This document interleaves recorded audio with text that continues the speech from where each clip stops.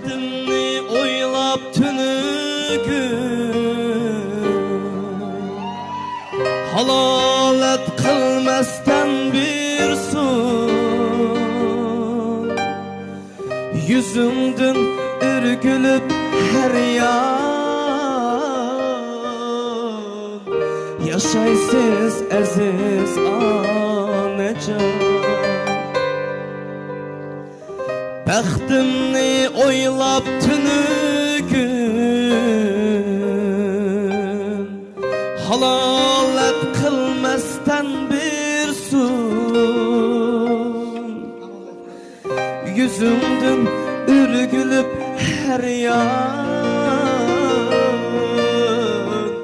yaşaysiz aziz anacan. Bir dem yaş